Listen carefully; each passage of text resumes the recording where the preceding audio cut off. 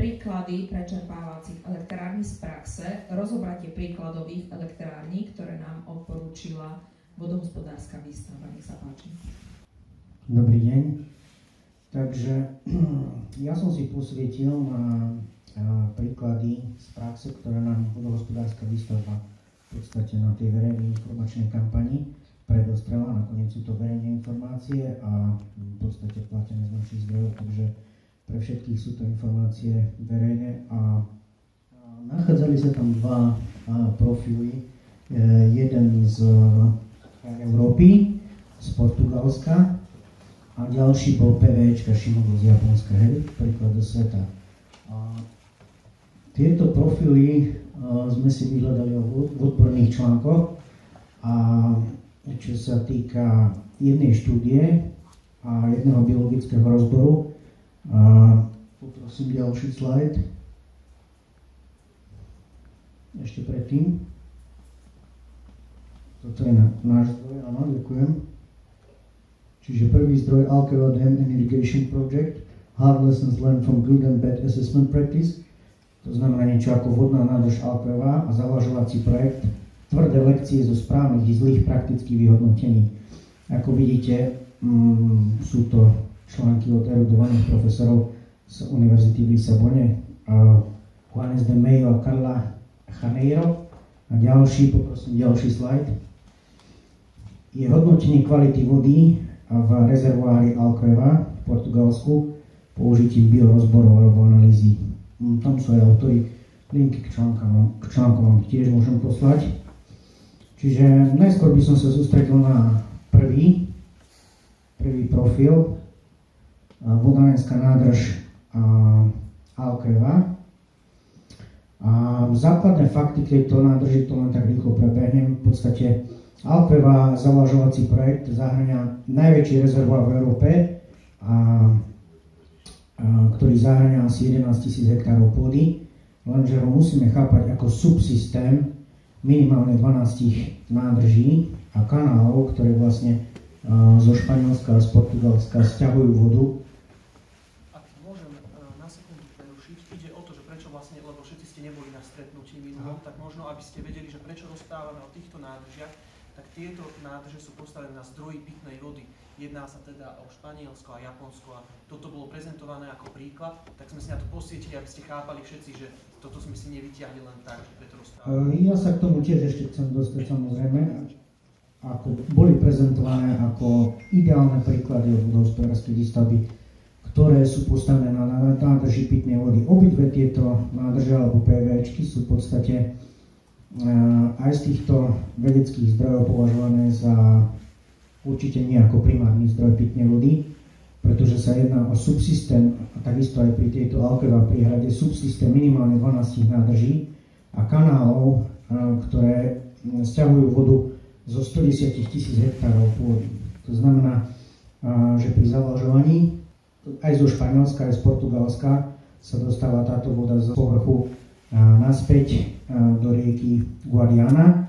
To je vlastne najdlhšia rieka v Španielsku a Portugalsku na Pyrenejskom polostrove. Má 820 km a tento systém, kde aj táto nádrž Alcoa slúži aj ako zavlažovací systém, ale aj ako zdroj pitnej vody. Nože nie je to zdroj primárnej pitnej vody, ale považujeme ho ako za sekundárny. Tým základným faktom tejto nádrže Alcoa by som ešte zhodnotil, že je to v Alentejo regióne, ktorý má vlastne populáciu len 5% obyvateľstva a bol tu vlastne nízky vývoj, alebo v podstate niečo ako rozvojová krajina, kde sa zaoberali poľnohospodárstvom, prevažne pestovaním pšenice s stredomorským podnebím, s úmerným zrážkami 400 až 900 mm ročne. No a tento projekt sa zrodil pred polstoročím, schválený bol v 94. A v februári 2002 vlastne bola dokončená priehrada, až bola napúšťaná do výšky 147 metrov. Maximálna kapacita je už 3150 metrov kubických vody a zaplavila 250 km štvorcových. 23 km od nej sa nachádza menšia nádrž Pedrogao vo výške 39 metrov, ktorý vlastne zásobuje vodu pre Alcoa a pumpuje ju späť, vlastne takto sa vyrába energia vlastne ako PVčka. Dôležité sú vlastne dosahy tejto vodnej elektrárne, ktoré zistili vedci z Lisabonskej univerzity po určitých rokoch, asi od 2004, ako bolo napustené, skúmali dopady tejto elektrárne. Rozdelil som to na také sekcie: ekologické dopady tohto rezervoáru, potom sociálne dopady a ekonomické. Takže pri budovaní tejto elektrárne vyrúbalo sa 1,5 milióna stromov, došlo k prerušeniu ekologických koridorov pozdĺž rieky v údolí popri rieke Guadiana. Došlo k závažným stratám miestneho výskytu živočístva ohrozených druhov, ako sú iberský rys, divá mačka, vidra, orol kráľovský alebo sova kráľovská. Znečistená voda, ktorá sa používala vlastne pri zavlažovaní, vyústila k závažnému poškodeniu pôd a degradácii. Ďalším negatívom bol tiež sieť kanálov, ktoré boli vybudované popri alebo pozdĺž tejto rieky spojený s priehradou, ktoré vlastne spôsobili aj pásce, alebo vlastne tzv. Páscový efekt pre zvieratá, kde mnoho uhynulo. Taktiež F-ku vidíme strata sedimentov, ktoré sa vypúšťajú do jazera.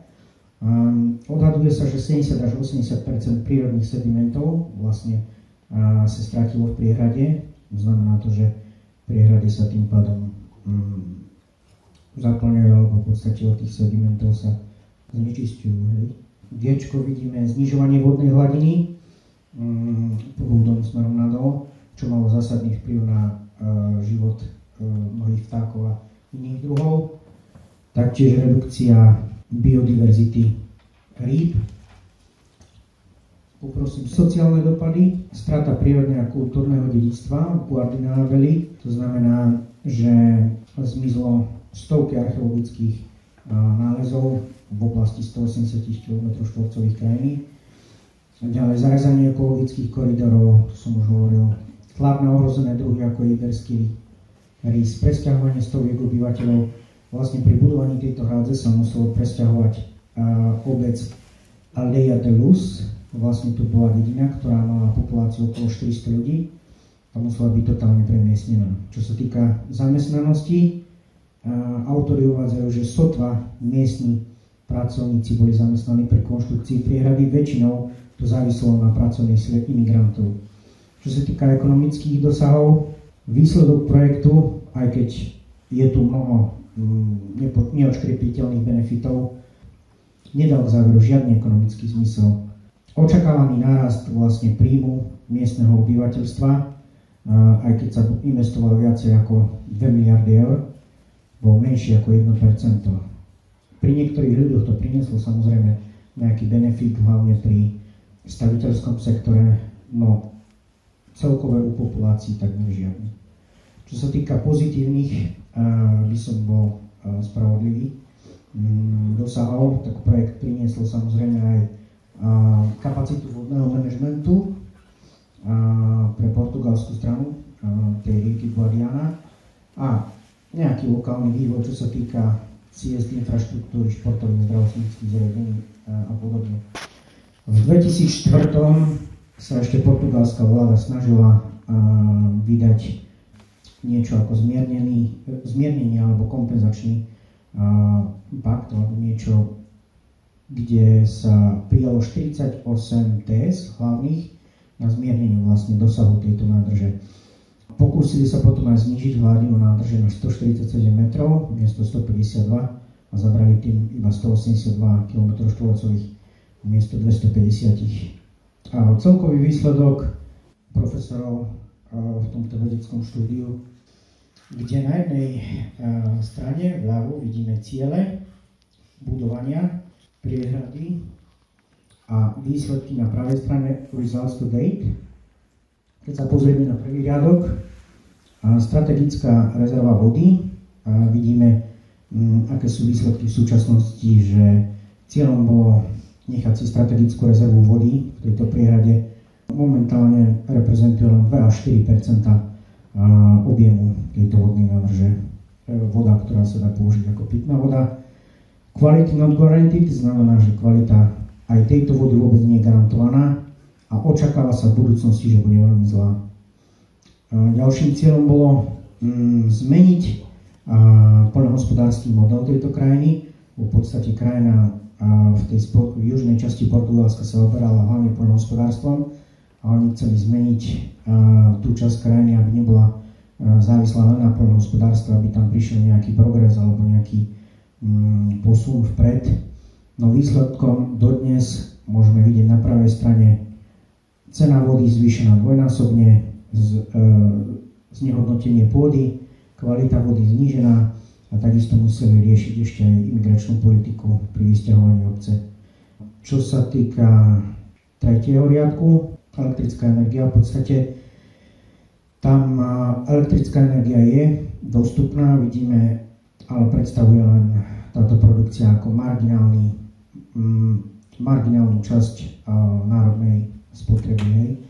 Čo sa týka turizmu, podobné výhody sú nám predstierané alebo prezentované aj pri tejto našej PVčke. Čo sa týka turizmu, vidíme, že zlá kvalita vody v tých opustených oblastiach nepriťahuje žiadny turizmus a takisto aj ekoturizmus je nevyužitý hlavne v tých oblastiach, ktoré neboli zaplavené. Jedný z posledných bodov bol aj boj proti dezertifikácii, to je vlastne degradácia krajiny púšťou a proti klimatickým zmenám. A výsledok v dnešku vidíme absolútne žiadny, pretože rúbanie stromov a konštrukcia tejto vodnej nádrže vyprodukovala viacej CO2, ako by bolo ušetrených za desiatky rokov produkcie elektrickej energie hydrometódou.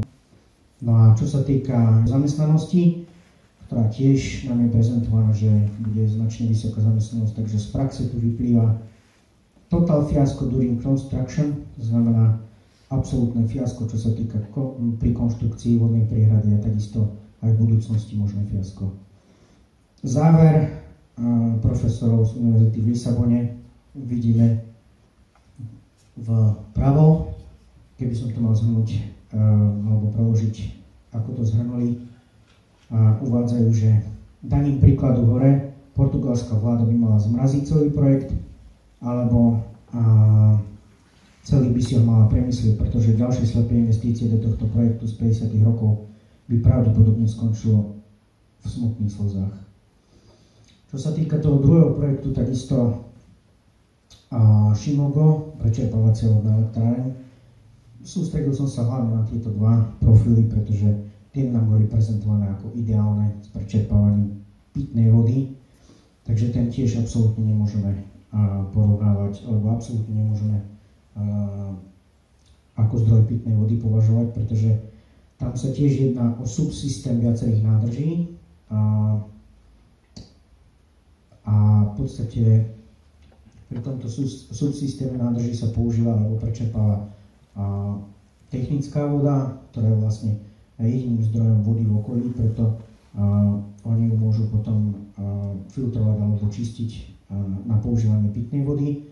A v Japonsku, ako som sa aj dočítal, alebo veľmi málo zdrojov je vlastne k tejto Šimogo priehrade a neexistujú nejaké vedecké štúdie alebo rozbory ako k priehrade v Portugalsku.